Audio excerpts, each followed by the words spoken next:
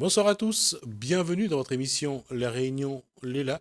On espère que vous êtes bien chez vous malgré ces confinements qui vous obligent et qui gâchent un petit peu la vie, qui gâchent la vie de tout le monde finalement. Et malgré ça, la vie continue. Il y a pour les artisans une échéance à venir, c'est le 14 octobre, donc le vote. Élection à la Chambre de métiers et de l'artisanat de la Réunion. On reçoit ce soir un des candidats. On en parle dans Cosmo Réunion.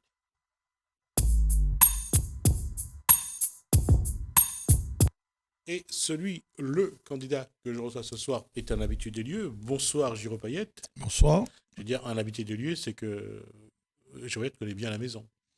Oui, parce que pendant un petit moment, on m'a donné l'occasion d'animer une émission sur l'économie, l'émission Entreprendre Plus. Donc oui, je connais la maison.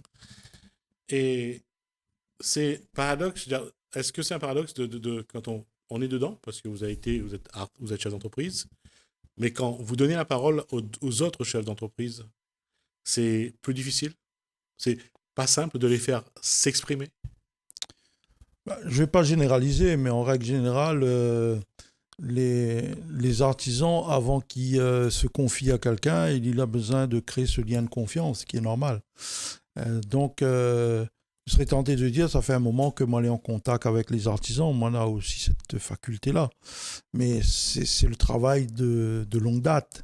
Un artisan, un chef d'entreprise, il ne se confie pas comme ça facilement à quelqu'un, un étranger, sur ses difficultés quotidiennes. Donc, il faut créer d'abord ce que je m'y appelle le lien de confiance. Ce lien de confiance, il faudra le créer demain si vous êtes à la présidence de la Chambre de métiers et de l'artisanat avec 23 000 chefs d'entreprise. C'est C'est un vrai challenge. un grand défi à relever parce que quand on est chef d'entreprise, on se dit, pendant plusieurs années, on a l'expérience que c'est une expression qui m'aime bien, un rien, il tombe du ciel. Il faut aller chercher les solutions. Nous les confronter à un certain nombre de problèmes, souvent très pénalisants dans nos activités. Il faut aller chercher les réponses pour les solutionner. Oui, nous avons un défi à relever, encore plus maintenant, par rapport au contexte dans lequel nous sommes, la crise sanitaire qui a eu un impact violent sur nos petites entreprises. Ça a fait changer nos habitudes, ça fait changer nos réflexions sur l'avenir, parce qu'on est quand même dans une situation où tout est flou. On ne sait pas qu'est-ce qui va se passer demain. On a une seule volonté, c'est rebondir. Mais rebondir, il ne faut pas qu'on rebondisse sur une situation qui est fragilisée. L'enjeu qui est le nôtre aujourd'hui, c'est que devons-nous faire pour donner une lueur d'espoir aux chefs d'entreprise. Je veux pas y être, le contexte économique fait que les artisans, les petites entreprises sont souvent en sous-traitance avec grosses entreprises, répondent pas souvent aux appels d'offres des marchés publics, que ce soit le conseil régional ou le conseil départemental. Il y a eu ce contexte-là avant le Covid. Comment ça se passait pour les artisans à ce moment-là, pour les petites entreprises? Quelles étaient leur situation? Aujourd'hui, même avant le Covid, notre système économique était déjà fragilisé. Les artisans, ils se battent pour avoir du travail et malheureusement, c'est un véritable constat. D'ailleurs, c'est un sujet d'actualité, c'est un des sujets sur lesquels nous allons nous positionner très sérieusement, c'est les réajustements des prix et notamment sur la sous-traitance quand c'est le cas. Nos artisans, on les impose une tarification qui ne leur donne pas une certaine aisance pour répondre à leurs obligations, notamment sociales et fiscales, et même sur le plan de l'investissement, développement, etc. Donc, on les ramène à des situations très fragiles. C'est un vrai débat. Donc, la sous-traitance, nous ne disons pas non, mais il faut qu'elle soit maîtrisée et on rentre dans un aspect gagnant-gagnant. Ce n'est pas le gros qui exploite le petit, c'est le gros qui collabore avec le petit. Voilà notre position, c'est celle-là que nous allons défendre. Le contexte sanitaire depuis mars 2020 a encore plus fragilisé les artisans, les entreprises par rapport aux grosses entreprises à travers la sous-traitance. On peut pas dire que ça a fragilisé. Déjà, il y a un manque considérable de travaux. Il y a eu la route du littoral qui n'est pas terminée. Ensuite, il y a eu d'autres projets qui sont restés dans les tiroirs. Aujourd'hui, pour parler, parce que la sous-traitance, c'est souvent dans le secteur du bâtiment, du BTP et tous les métiers qui tournent autour. Il y a une nécessité aujourd'hui, par exemple, sur un sujet, on sait qu'on est en retard considérable sur notamment la construction ou de rénovation du bâti existant ou de construction de nouveaux logements.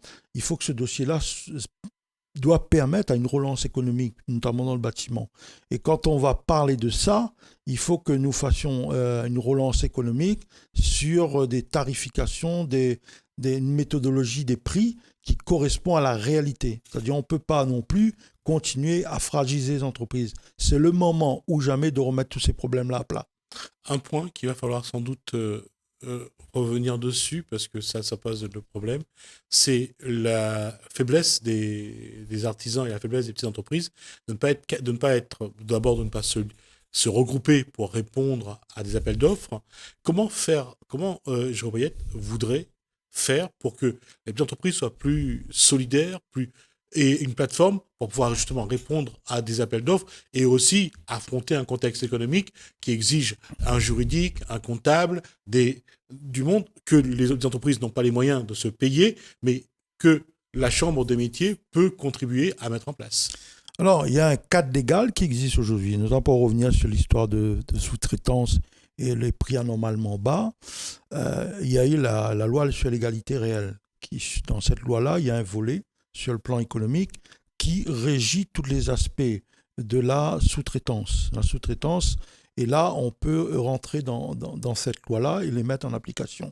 Concernant le potentiel de regroupement des artisans, on ne peut que les encourager. Souvent, on me dit, au lieu de nous gagner pas rien, il vaut mieux nous les ensemble pour nous gagner une affaire.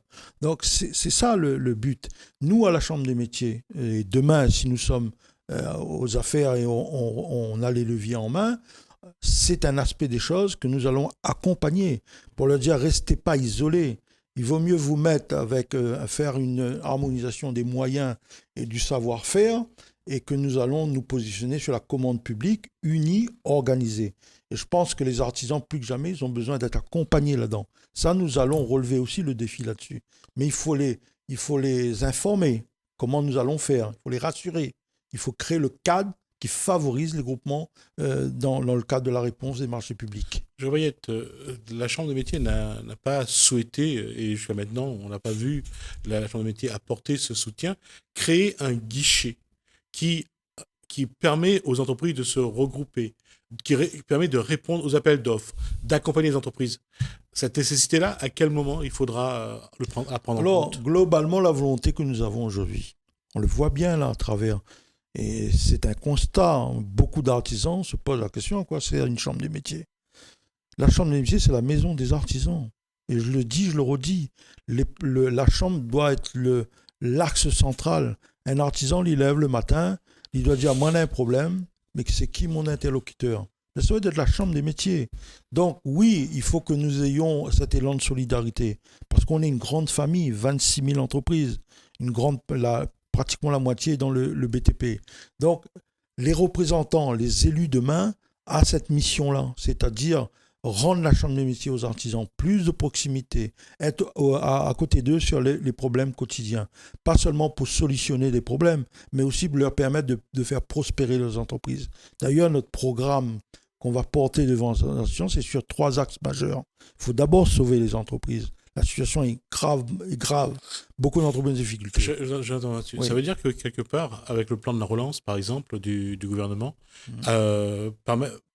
j'allais dire orienter un petit peu les entreprises vers ces possibilités d'avoir des marchés, d'avoir du soutien, d'avoir des aides.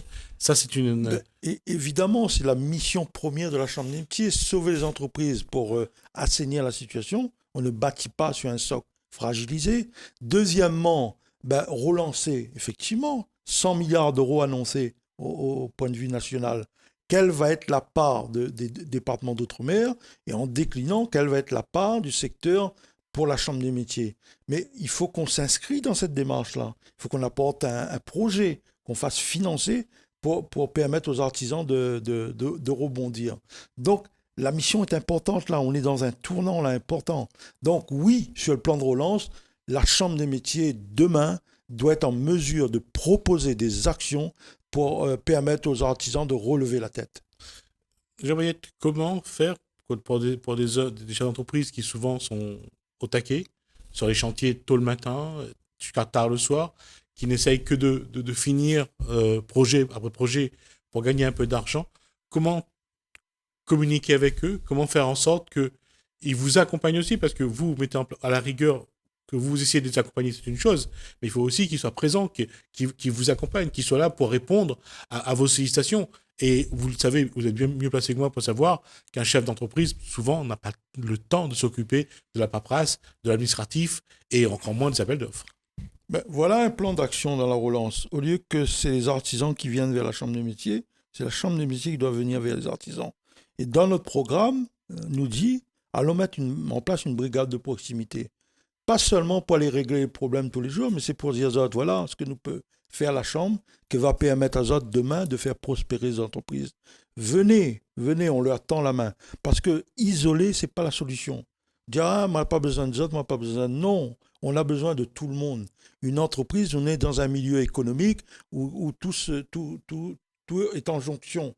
Donc, on ne peut pas dire qu'on n'a pas besoin de la Chambre des métiers. Elle est l'axe central du développement économique. Donc, sans chambre des métiers, sans chambre de commerce, les artisans et les commerçants, les entreprises de manière générale, qu'est-ce qu'elles peuvent faire? Donc c'est à nous, demain, élus de la chambre des métiers, d'aller vers les artisans et de les solliciter, de les inviter à venir travailler avec nous. Il faut restructurer les filières. Et c'est dans ce plan de relance-là que nous allons pouvoir le faire. Parce que si nous ne nous faisons pas, les autres vont faire. Hein. Les grosses entreprises qui sont déjà, ils ont bien pignon sur rue, ils vont le faire. Hein. Mais si nous, on reste chacun de notre coin, il est normal qu'un artisan ne pourra pas solliciter des financements dans le cadre du plan de relance, c'est le rôle de la Chambre des métiers. Mais après, elle décline avec les moyens qui seront les nôtres demain au bénéfice du plus grand nombre, dont les artisans. Voilà l'enjeu. Donc je leur dis, ne vous éloignez pas de la Chambre des métiers, c'est votre maison. Venez au sein de la Chambre des métiers, c'est là qui est en partie les solutions à vos problèmes. Dans cette campagne que vous avez commencée, que vous demandent les artisans et chefs d'entreprise d'aujourd'hui? Mais ils veulent un véritable changement. Aujourd'hui, il y a un problème. On va sur des sujets très précis. L'artisan a besoin de quoi? Il a besoin de financement pour développer son entreprise. On regarde tous les aides qu'il a mis en place au sein du Covid. Les aides ont été proposées. Mais le seul problème, il y a des freins, notamment sur les dettes sociales et fiscales. Il faut être à jour. Il n'y a aucune solution qui a été proposée là-dedans. Et nous, on porte un projet pour dire qu'il faut geler les dettes sociales et fiscales. On ne peut plus continuer là-dedans. Sur la retraite, oui, moi, j'ai promis à dire, allons pas chercher midi à 14h. Le gouvernement propose dans la refonte, la réforme des retraites, une retraite universelle, c'est-à-dire chacun des concitoyens, citoyens, le français va pouvoir bénéficier d'une retraite. Aujourd'hui, les artisans qui touchent 80, 150 euros. C'est de l'injustice sociale, tout ça. On parle de retraite, là. On parle de retraite. Donc, nous, oui, on va soutenir le projet de retraite universelle. Elle est là, la solution.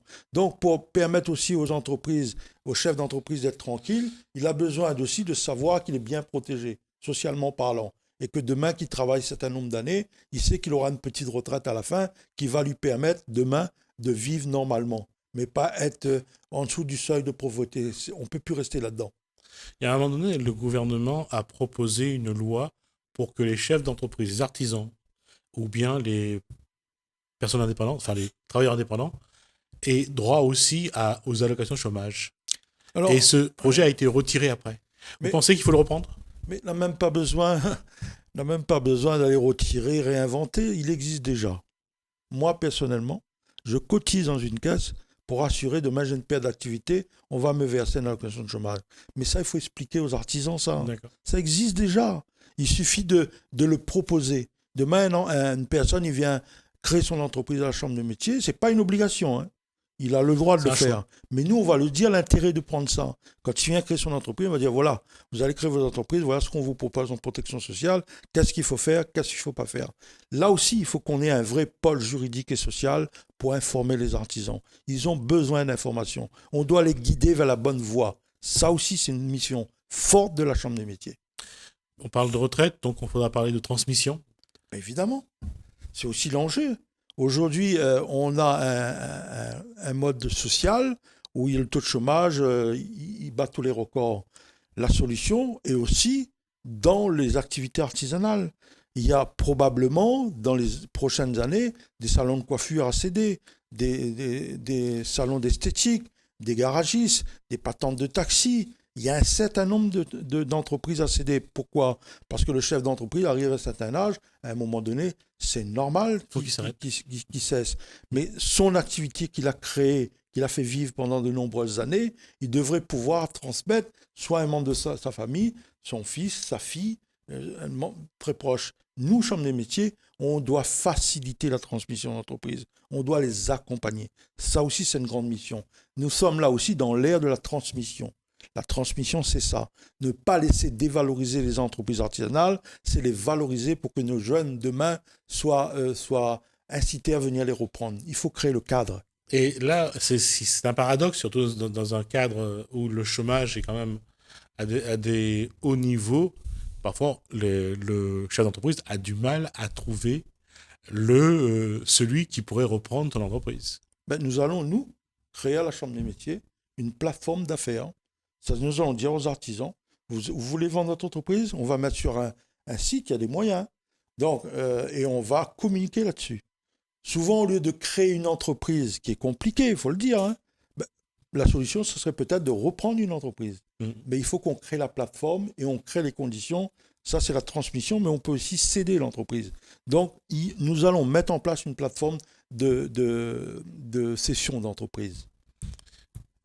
Céder les entreprises, mais en même temps, ça amène la question de la formation. Est-ce que le repreneur est assez formé ? Est-ce qu'il connaît tous les usages de l'entreprise ? Ça va être de votre responsabilité également, là. Mais évidemment, il y avait la formation du SPI, c'est-à-dire qui était devenue obligatoire, ce n'est plus obligatoire aujourd'hui. Mais ce n'est pas parce qu'il n'est pas obligatoire qu'il ne faut pas faire. Alors le SPI, on va juste expliquer c'est quoi le SPI. C'est le stage de préparation de création d'entreprise. Donc on vous donne, et si vous n'avez pas ça, vous ne pouvez pas créer l'entreprise. Ça, ce n'est plus obligatoire. Mais ça en demeure pas moins qu'un repreneur d'entreprise, un nouveau créateur, un jeune, il a besoin de se former. Parce que croyez-moi, pour avoir eu des entreprises pendant des années, que je suis toujours dedans, c'est un vrai labyrinthe. Si un chef d'entreprise n'est pas un minimum de connaissances dans lequel il va s'engager, il va être un parcours très, très difficile. Donc nous allons mettre des outils de formation pour les nouveaux repreneurs ou de créateurs d'entreprises. Ça va de soi. Il faut qu'elles soient adaptées, qu'elles ne soient pas trop contraignantes. Mais ça, c'est un volet important. Mais au-delà de la formation, il y a aussi le financement. Il faut qu'on les explique quelles sont les possibilités en matière de financement, de reprise d'entreprise, de développement d'entreprise. Donc tout ça, c'est la mission de la Chambre consulaire. Quels sont les autres éléments de votre programme et quels sont les autres éléments justement qu'il faudrait mettre en place, développer pour mieux accompagner les artisans et les entreprises à La Réunion? Déjà, je pense qu'il y a 4 grandes familles dans l'artisanat. Vous avez l'alimentation, le bâtiment, la production et les services. Donc, il faut aller discuter avec les chefs d'entreprise pour que nous ayons des remontées de terrain et quelles sont leurs doléances. Nous avons pour mission de faire des actions qui collent au plus près des besoins des chefs d'entreprise. Il y a un certain nombre de domaines. Je veux dire, on a évoqué là la formation, le financement, la protection sociale, la transmission d'entreprise. Donc, il y a un certain nombre de choses. L'enjeu, c'est d'aller écouter nos artisans et faire des actions qui correspondent aux attentes des artisans, c'est-à-dire une politique de proximité. Voilà ce que nous allons faire. Ce qui voudrait dire aussi, aujourd'hui, il faut arrêter de vouloir que l'artisan, le chef d'une petite entreprise, soit obligé de tout connaître, la comptabilité, la gestion, l'administration, le social, pour pouvoir être chef d'entreprise, alors qu'il a 3 ou 4 salariés et qu'il a la tête dans les guidons. Ce qui l'intéresse, c'est de réaliser son chantier. Est-ce qu'il faudrait aussi, à ce moment-là, que la Chambre mette en place des structures qui s'occupent de cette partie administrative, comptable et financière pour les artisans? Je l'ai dit, nous allons mettre en place un véritable pôle juridique, social et comptable, si on peut appeler ça comme ça, où on va mettre des moyens en place d'harmonisation pour que les artisans puissent se reposer sur la chambre dans certains domaines. Mais après, il y a un minimum de choses que le chef d'entreprise ne peut pas non plus déléguer. Mais il faut il s'approprie tous ces éléments-là qui, malheureusement, il fait partie de la vie de tous les jours. On ne pourra pas tout faire à la place du chef d'entreprise, mais nous sommes là pour l'assister. L'assister dans le bon sens du terme. L'assister pour le mettre en phase avec tous les dispositifs existants et essayer de simplifier les choses. Mais avant d'aller, de dire qu'on va faire ça, aujourd'hui à la Chambre des métiers, en règle générale, nous devons dire à nos autorités, à nos gouvernants, faisons de sorte que nous allons continuer une politique de simplification. Simplifions la tâche du chef d'entreprise. Il faut que le chef d'entreprise consacre plus de temps à la productivité de son entreprise qu'à aller perdre son temps dans les paperasses. La paperasse, je le dis ici, c'est du non productif, ça. Mais il faut quand même le faire. Il faut le faire, mais il faut simplifier. L'artisan, le chef d'entreprise, il reçoit trop de papiers. Il noie y aller dans les papiers.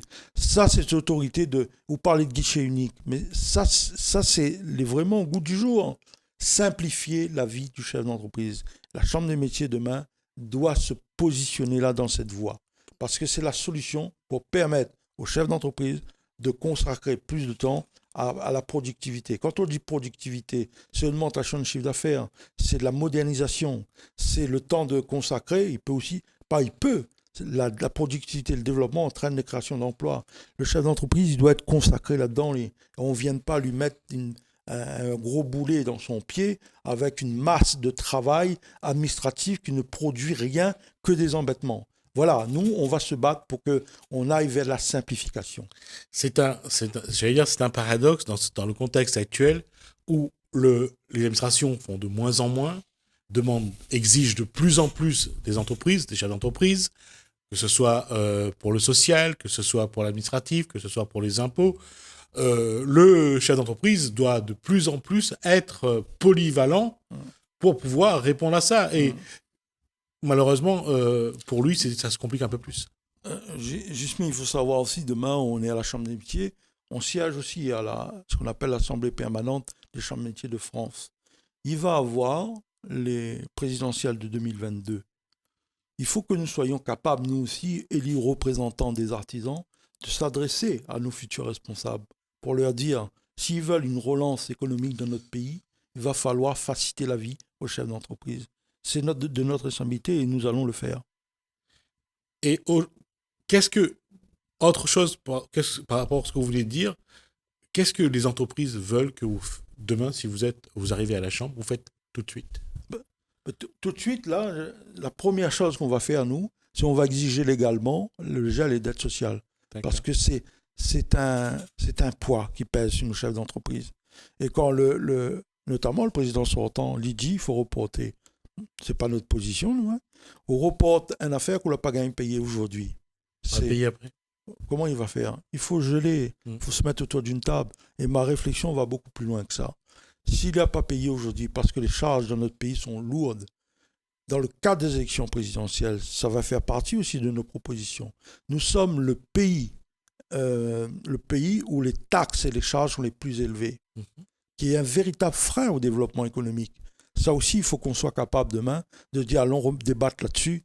Il faut que les taxations de notre pays fassent l'objet d'une refonte. Parce que si on règle le problème des dettes aujourd'hui, il va revenir demain. Jean-Bayette, ça veut dire qu'aujourd'hui, on prend l'hypothèse que demain vous êtes élu avec votre équipe à la Chambre des métiers, vous allez jusqu'à Paris pour faire entendre la voix des artisans pour que cette question de dette sociale soit résolue rapidement. En tout cas, la question c'est est-ce qu'on va entendre la voix des artisans pendant cette élection présidentielle? Mais évidemment, les artisans, c'est nos commerçants, nos acteurs économiques de proximité. C'est la France. C'est un tissu qu'on ne peut pas négliger. Tout le monde a besoin d'un artisan. Ou sort d'autres cases le matin, ou s'achète tout de pain, ou s'achète tout ça. C'est un boulanger. Ou s'achète toute pâtisserie, ou s'achète la viande, ou ça coiffé, ou prend un taxi, ou l'autolé, les en panne, ou amène chez qui. C'est un artisan. C'est toute notre vie, ça. Donc, nous avons le devoir d'aller défendre ces acteurs économiques-là. Oui, Il faut que nous porte la voix des artisans dans le cadre, pas seulement des élections. Il ne faut pas attendre les élections, il faut faire tout de suite. Mais là aussi, il fait un appel à l'ensemble de nos parlementaires. Les artisans la votent pouzotte. Donc écoute à nous, nous avons des choses à dire. Et nous voulons ouvrir un débat avec nos parlementaires, notamment sur le problème de gel de dette sociale et anticiper sur la refonte des assiettes de cotisation. Ça, c'est un problème fondamental qui est pénalisant pour le développement économique et a de l'impact sur la création d'emplois. Donc il faut lancer un débat là-dessus, il est inévitable. Nous, dans une période là, il faut qu'on réfléchisse pour rebondir sur de meilleures conditions, que l'environnement s'apprête, que nos entreprises puissent prospérer et demain nos jeunes reprendre la main sur nos entreprises. Mais s'il y a un enfant, il voit son papa aller dans la souffrance tous les jours là, avec tous les problèmes que nous en avons là, demain matin, il n'a plus envie de prendre l'entreprise de son papa ou de sa maman, lui. Mais si son papa est heureux, il a le bien-être, il vit bien, il gagne, il transmet à son enfant. Mon enfant, l'entreprise, ça va, il fonctionne, prépare où va reprendre. Mais le papa, la maman, là, il ne veut pas donner l'entreprise à son enfant si les affaires ne marchent pas bien, ou c'est des tracas pour lui demain. Donc tout ça, ces notions humaines-là, nous doit prendre en considération. Et ça, il faut que les élus entendent ça. La question, Jérôme Payette, l'artisanat doit rester la première entreprise de France? Nous n'est pas dans une compétition. Évidemment, on le dit souvent. Amis Diazot, arrête de dire. Allons faire de sorte qu'elle est véritablement ça, la première entreprise de France. Pour l'instant, le corps artisanal est en souffrance. Il y a beaucoup qui vont disparaître si on ne fait rien. Nous sommes dans une situation grave. Et ce n'est pas avec des paroles, c'est avec des actions et l'écoute des autorités. Moi, je me dis tout de suite, demain, l'élu président, mais réunit mon équipe d'élus, nous passe à l'action tout de suite. Nous n'attendons pas demain. Demain, parce que le temps, il joue contre nous. Les entreprises peuvent mourir dehors. C'est là qu'il faut faire des actions. C'est-à-dire, le 19, nous avons le résultat des élections. Nous serons aux affaires fin octobre. Il faut tout de suite nous mettre à nos travail. Merci, Jérôme Payette, merci pour cet échange. On va passer à autre chose. Pour l'heure, je vous propose une petite pause.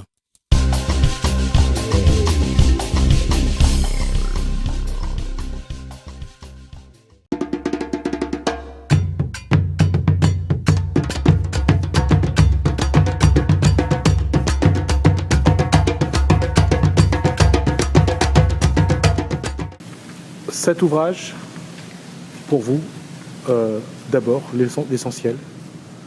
Bien, c'est un ouvrage en hommage à Sudelfuma.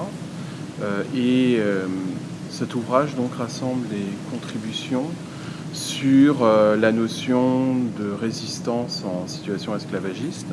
Alors ce qu'il faut savoir, c'est que Sudelfuma avait initié le grand séminaire d'histoire des Outre-mer, donc qui est une rencontre de chercheurs annuelle qui se fait une fois à La Réunion, une fois aux Antilles, une fois à Paris, et qui existe depuis 2012. Et donc cet ouvrage, c'est finalement la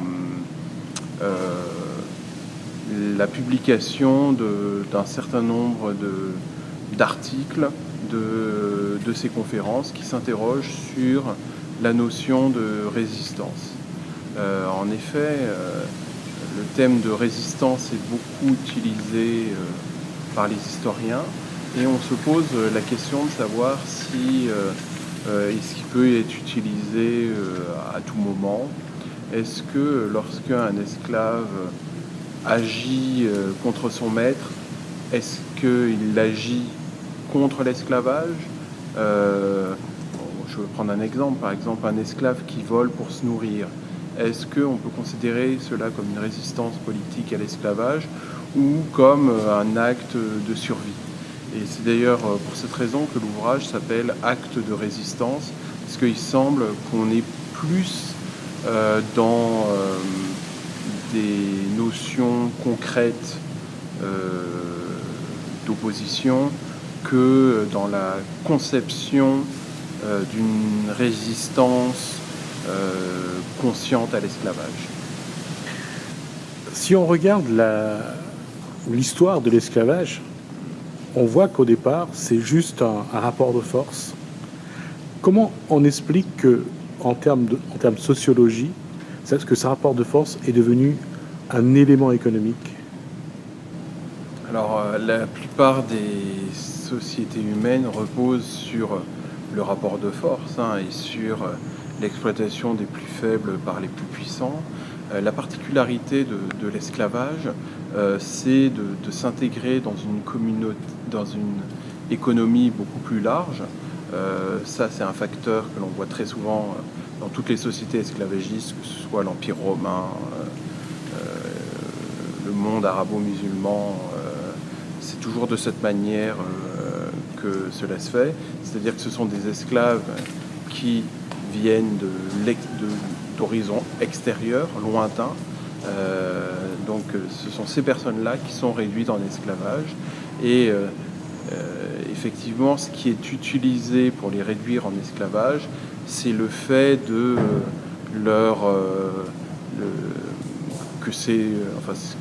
que certains anthropologues appellent donc l'étranger ultime, et on profite de cette situation pour réduire donc des hommes à l'exploitation la plus totale.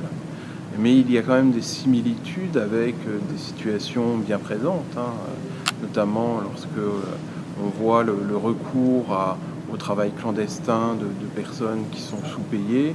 Alors ce n'est plus de l'esclavage, mais c'est toujours, une fois de plus, des personnes qui viennent de très loin, qui sont exploitées. On voit dans la posture de Sudelfuma, justement, cette volonté de montrer que ce soit à l'époque de l'esclavage ou aujourd'hui, on a usé et abusé de ces systèmes-là pour assouvir le peuple plus faible. Oui, alors ce système de domination est avant tout pour permettre l'enrichissement des maîtres. Nous connaissons tous l'engagement politique de Sudelfuma. Ce n'était pas uniquement un historien, il a été vice-président du Conseil général. Donc l'hommage qu'on souhaite lui rendre, c'est à la fois en tant qu'historien, en tant que personnage public, en tant qu'homme. Et c'est sûr que le message qui se dégage de nos travaux, c'est une volonté de remettre en cause ces systèmes de domination des plus faibles par les plus forts. Comment vous, en tant que maître de conférence, vous expliquerez, vous analyserez cette volonté qu'il avait de vouloir mettre en avant l'identité réunionnaise, parce que l'esclavage pour lui était un des piliers de cette entité? Alors, moi je l'ai vu à travers ce qu'il a fait. Et je pense qu'au-delà de l'identité réunionnaise, il est responsable de la chaire UNESCO. Il avait vraiment une vision océan Indien des choses. Il organisait des colloques avec des collègues du Mozambique, de Madagascar, de l'Inde, de l'île Maurice, de la Réunion. Et donc il était effectivement très attaché à ce monde de l'océan Indien, qu'il a toujours considéré comme donc un monde qui avait de fortes connexions et dont il fallait justement renouveler les relations. Et on le voit, parfois il faut attendre le 20 décembre, mais au-delà même de ce que pouvait dire Sudelfuma, mais surtout dans ce qu'il était, c'était vraiment quelqu'un qui avait une identité très marquée de l'océan Indien. Et ça, aujourd'hui, est-ce que c'est une chose qu'il faut mettre en avant? Parce que entre les îles des Mascareignes ou bien l'archipel des Comores ou des Seychelles, on voit que les connexions se mettent en place. Comment faire en sorte aujourd'hui pour que l'identité de l'océan Indien ou de la Réunion ait sa place dans cette mondialisation? La question est très vaste. Maintenant, je me contenterai uniquement de la question en histoire. C'est important que l'histoire de l'océan Indien soit connue, ne serait-ce que sur l'histoire de l'esclavage. Vous voyez, on a tendance à dire traite transatlantique, mais en ce qui concerne l'océan Indien, la traite des esclaves, c'était une traite dans l'océan Indien. Donc l'Atlantique, là-dedans, on avait été quand même très éloigné. Et donc, il y a vraiment effectivement une défense des spécificités de cet esclavage dans l'océan Indien. Ce qu'on sait par exemple, c'est que les navires qui faisaient la traite dans l'océan Indien transportaient beaucoup moins d'esclaves que les navires la faisant dans l'océan Atlantique, mais aussi transportaient des bœufs, transportaient du riz venant de Madagascar par exemple. Et cette traite s'inscrivait dans des circuits vraiment très localisés. Vous voyez, par exemple, on ne peut pas parler de commerce triangulaire lorsqu'on parle de la traite dans l'océan Indien. Et pourtant, je crois que c'est ce qu'on apprend aux élèves. C'est une traite en droiture. Les navires partent directement de la Réunion ou de l'île Maurice pour aller s'approvisionner à Madagascar ou au Mozambique ou à Zanzibar. Donc voilà, il y a une responsabilité des chercheurs, des universitaires pour faire avancer cette histoire de l'île de la Réunion, mais voilà, connectée avec l'ensemble de son bassin océanique.